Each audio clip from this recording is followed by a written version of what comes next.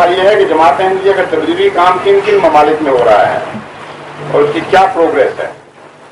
Progress report تو بہت لمبی ہے، یہ اس وجہ سے میں کیسے بیان کر سکتا ہوں۔ جلسہ سالانہ میں نے بہت ہی اختصار کے ساتھ جو نوٹ اپنے لیے رکھے تھے وہ بہت بڑے مواد میں سے چند چنے تھے، اور ان کو بھی میں پورا وقت کے اندر پورا نہیں کر سکتا تھا، اور میرا خیال ہے 1.5-2 گھنٹے تو ہوئے ہوں گے اس میں دوسرے دن کی تقریب میں، رائٹ تھا؟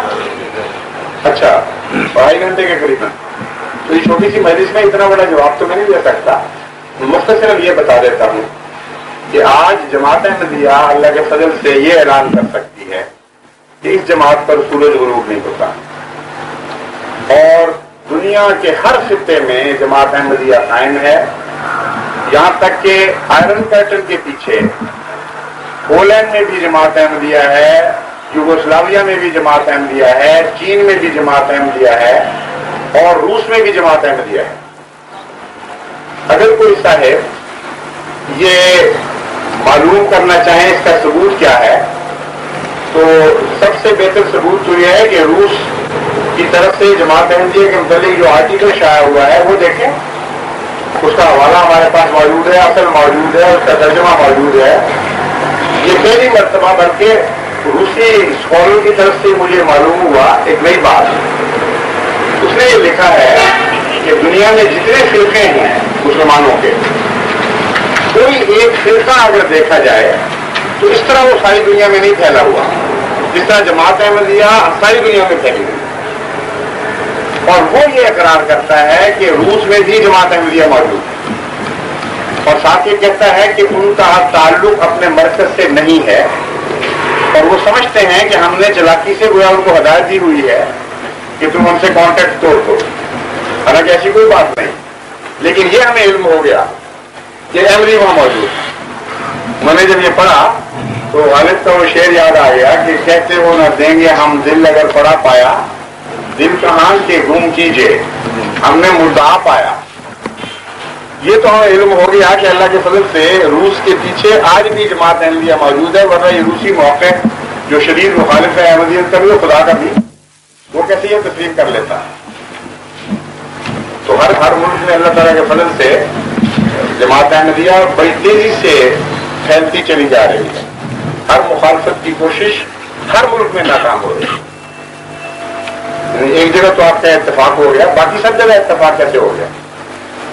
کوئی ایسا ملک نہیں ہے جہاں جماعت احمدیہ کی مخالفت نہیں ہوئی. چنانچہ روس کی مثال میں نے دی تھی، وہاں جب ہم نے اپنا مبلغ بھجوایا تھا پہلی مرتبہ، اس پر اتنے مظالم ہوئے، اس کی داستان لکھی ہوئی موجود ہے، وہ ابھی پچھلے 1 سال یا 2 سال پہلے بہت ہوئے ہیں.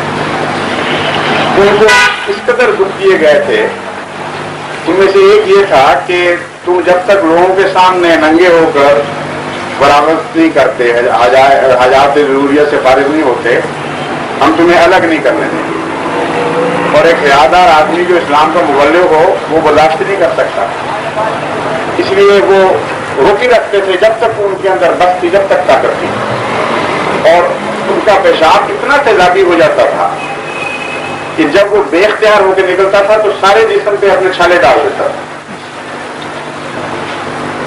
اور جانوروں کی طرح ان کو کھانا، جو جانور کے بچے ہوئے چاول وغیرہ بھوسا وغیرہ ہوتا ہے، اس قسم کا کھانا ڈالتے تھے. ہاتھ جکڑے ہوتے تھے کہ اب تم یہ کھاؤ اور اس سے زندہ رہو. یہاں تک کہ وہ دکھ سہ کر پاگل ہو گئے واقعہ تھا. اور چونکہ روسیوں کو یہ پتا تھا کہ اس وقت انگریزی حکومت تھی پاکستانی ہندوستانی حکمرانی بات ہے، تو انہوں نے ترکی کے بارڈر پر جا کر اس پاگل کو دھکا دے دیا. اور وہ پاگل پن میں بھی وہاں قادیان دعا کرتا تھا. تو ٹرکش کونسلیٹ نے رابطہ پیدا کیا اور اس نے پوچھا کہ قادیان ہمارے علم کے مطابق ہندوستان میں ہے، کیا ان کو وہاں پہنچایا جا سکتا ہے؟ برٹش نمائندہ کا وہاں اس نے کہا ہم انتظام کرتے ہیں. چنانچہ ایک پاگل کی حیثیت سے ترکی کے راستے یہ مبلغ اسلام جو روس گیا تھا واپس پہنچا ہے. اور اس کے بعد ہمارا رابطہ کٹ گیا ہے. اللہ کی شان دیکھیں کہ آج روس خود بول رہا ہے इस पागल ने भी यहाँ फरजाने पैदा कर दी हैं। आज तक अल्लाह ताला के फजल से यहाँ ऐसे मुसलमान मौजूद हैं जो हज़रत सल्लल्लाहु अलैहि वसल्लम पर दुरूद भेज रहे हैं। तो जमात अहमदिया की प्रोग्रेस की मैं क्या क्या आपको बातें बताऊं, ये तो इश्क की दास्तान है, कुर्बानियों की कहानी है, तो वज्र में आने वाली बातें, बहुत लंबा मजमून है ये।